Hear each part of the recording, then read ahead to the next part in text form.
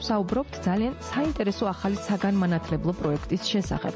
ქართული ზღაპრები ემიგრანტი ბავშვებისთვის. ასე ქვია პროექტს, რომელმაც საქართველოს საგარეო საქმეთა სამინისტროს საგრანტო პროგრამის დიასპორული ინიციატივების ხელშეწყობა ფარგლებში გაიმარჯვა. პროექტი შვეიცარიის ქალაქ ბაზელში არსებული ქართული საკვირაო სკოლა ნაკადულისა და არასამთავრობო ორგანიზაცია მომავლის სოფლის ერთობლივი მუშაობით მომზადდა. პროექტის შესახებ უფრო მეც კი დილის სივრცის პირდაპირ ეთერში იდეის ავტორი და ორგანიზატორი სალომე ჭანტურიძე გვიამბობს, რომელიც უკვე სატელეფონო ხაზზეა პირდაპირ ეთერში. სალომე, დილა მშვიდობის, თუ გესმით ჩემი ხმა. საუბრობთ დილა მშვიდობის. დილა მშვიდობის კიდევ ერთხელ.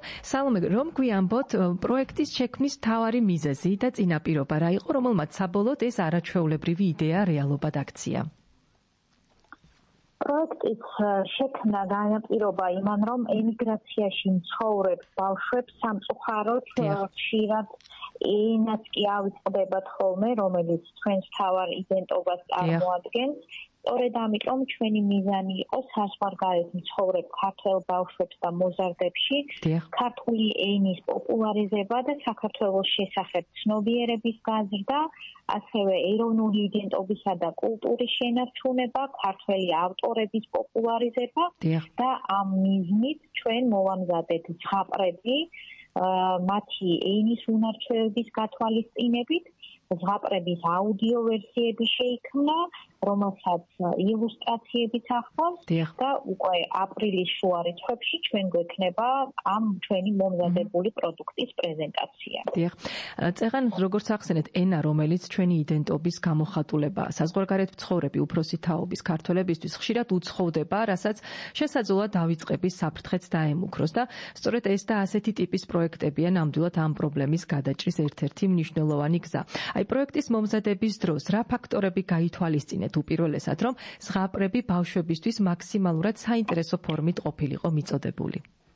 პირველ რიგში გავითვალისწინეთ ენა, მარტივი ენა, ემიგრაციაში მცხოვრები ბავშვებისთვის შედარებით რთული იქნებოდა რაღაც განსაკუთრებული რთული ხვეწილი წინადადებები, ამიტომ ძალიან მარტივი, მსუბუქი ტექსტებია, მოცულობაც შედარებით მცირეა და მიზანი არის, რომ ამ საერთო გლობალურ პირობებსა და გაზრდილი მიგრაციის ფონზე ჩვენ ამ ბავშვებს არ დავავიწყოთ კითხვა, წერა და დავახსენოთ მუდმივად თავიანთი სამშობლო. თემატურად შევარჩიეთ საქართველოს კუთხეები და პატარ-პატარა ისტორიები, ამბები საქართველოს ყველა კუთხეზეა წარმოდგენილი ჩვენ ზღაპრებში დაწყებული აფხაზეთიდან, სვანეთის ჩათვლით, ხევსურეთის, თუშეთის, იმერეთის, ასე შემდეგ. დიახ. თუ გაქვთ ზოგადად ინფორმაცია, რა ბაზა აქვთ ბავშვებს ქართული ენის ცოდნის და ზოგადად რამდენად დიდია ხოლმე მოთხოვნა ქართულ საკვირაო სკოლაში სწავლის მსურველების? გაჩნია ალბათ რომელ ქვეყანაზე ავიღებთ აქცენტს. ჩვენი პროექტი კონკრეტულად ბაზელის საკვირაო სკოლა ნაკადულთან ერთობლივი თანამშრომლობით ხორციელდება. სკოლა ნაკადული ბაზელში უკვე 4 წელია რაც არსებობს და აქ 4-დან 16 წლამდე მოზარდები სწავლობენ. სხვადასხვა ქალაქებში, სადაც უფრო შედარებით დიდი სათვისტომოებია, ბევრად კარგი სიტუაცია შეიძლება იყოს, თუმცა შვეიცარიაში შედარებით პატარა მცირე ზომის სათვისტომოა, ცოტა ბავშვიც არის, თუმცა ეს სკოლა ფანტასტიკურ საქმეს აკეთებს და არავწყებს ამ ბავშვებს ენას, რომელიც ხშირად იქნასწავლია და ზოგი საერთოდ საქართველოშიც ნამყოფი არ არის, ემიგრაციაშია დაბადებული. ჩვენი მთავარი მიზანი სწორედ ეს იყო, რომ ყველასთვის, იქ დაბადებულისთვის, აქედან წასულისთვის ერთობლივად ერთნაირად მარტივი ყოფილიყო და მე მგონი საინტერესო პროდუქტი მივიღეთ საბოლოოდ ქართველი მწერლების, მარიამ ციკლაურის და ლელა ცუცქირიძის ავტორობით შეიქმნა ეს ზღაპრები და უკვე აუდიო ვერსიებით მოვამზადეთ, რომელსაც ერთვის ლელა ცუცქირიძისვე ილუსტრაციები და მე იმედი მაქვს, რომ არა მხოლოდ თქვენი საკვირაო სკოლა ნაკადულის ბავშვებს, არამედ სხვადასხვა ქვეყნის ემიგრაციაში მცხოვრებ ბავშვებსაც მოეწონებათ და გაეცნობიან ამ ყველაფერს. სპეციალურად ამ პროექტის ფარგლებში შეიქმნა ნაწარმოებები და ასევე საინტერესოა, სულ რამდენ ზღაპარს აერთიანებს? თავდაპირველად შეთანხმებული ვიყავით 10 ზღაპარი უნდა გავეკეთებინა, თუმცა რადგან კუთხეებზე გავაკეთეთ აქცენტი 13 ზღაპარი გამოვიდა და ესე ვთქვათ 3 ზღაპრით მეტი გამოვიდა რომ შეგვექმნა და ასე ვთქვათ ყველა კუთხეს მოვიცავთ საქართველოსთან დაკავშირებით. დიახ. რა ეტაპებს მოიცავს პროექტი და განხორციელების ფარგლებში რა აქტივობებია დაგეგმილი, ესეც საინტერესოა.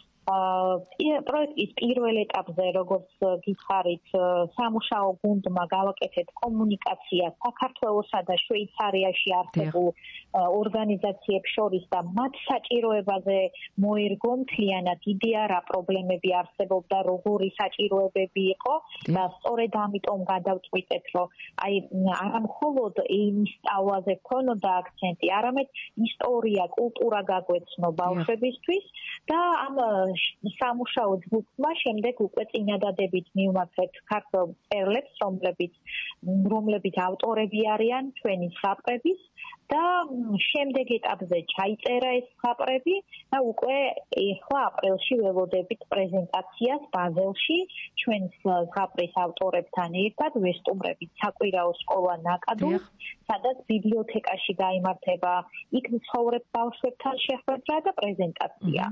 და სამომავლოდ სასურველი იქნება თუ აუდიო წიგნის გარდა ჩვენ მოვამზადებთ უკვე ბეჭდური სახით გამოცემასაც და არა მხოლოდ ვიზუალური, არამედ წიგნის სახითაც გვექნება შესაძლებლობა ზღაპრების გაცნობის. აი ეს საინტერესოა, სამომავლოდ თუ არის შესაძლებელი ამ მასალის გამოყენება სკოლამდელი პერიოდის მოსამზადებელი ჯგუფის ბავშვებისთვის ან დაწყებითი კლასებისთვის, როდესაც უკვე ეს წიგნის სახითაც შესაძლებელი იქნება ხელმისაწვდომი.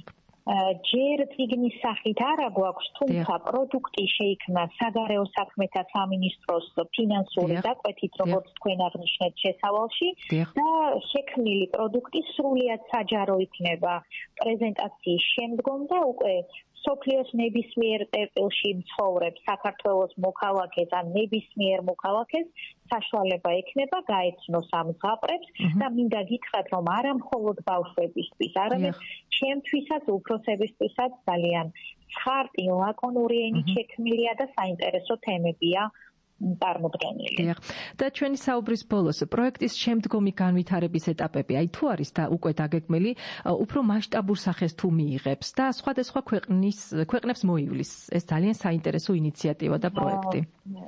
დიახ, ძალიან საინტერესო იქნება, თუმცა ამ ეტაპზე ჩვენი ამ პროექტით შვეიცარიაში ვიზიტია დაგეგმილი და თუ ვინმე სხვა სურვილი ექნება პროექტის გაგრძელების, ჩვენი გუნდი სიამოვნებით ითანამშრომლებს მათთან და სიამოვნებით გააგრძელებს კომუნიკაციას ამ განსაკუთრებით მნიშვნელოვან საქმეზე, რომელიც შეეხება ჩვენი მომავალი თაობის კულტურის იდენტობის არ გამწევას. დიახ, ნამდვილად მნიშვნელოვანი პროექტია და მე ვისურვებდი, რომ არა მხოლოდ ერთი ქვეყნისთვის, არამედ ზოგადად მთლიანად ქართული სათვისტომოსთვის ხელმისაწვდომი იყოს და კონდეთ მათაც ამ პროექტის გაცნობის შესაძლებლობა. მადლობა ასეთი არაჩვეულებრივი ინიციატივისთვის თქვენ და თქვენ გუნდს საუკეთესო სურვილებით. დაგემშვიდობებით და ბედნიერი დღე. დიდი მადლობა ჩართვისთვის, საინტერესო საუბრისთვის. სალომე ჭანტურიძე, პროექტის იდეის ავტორი და ორგანიზატორი გვერდებოდა პირდაპირ ეთერში ძვირფასო რადიო მსმენელებო.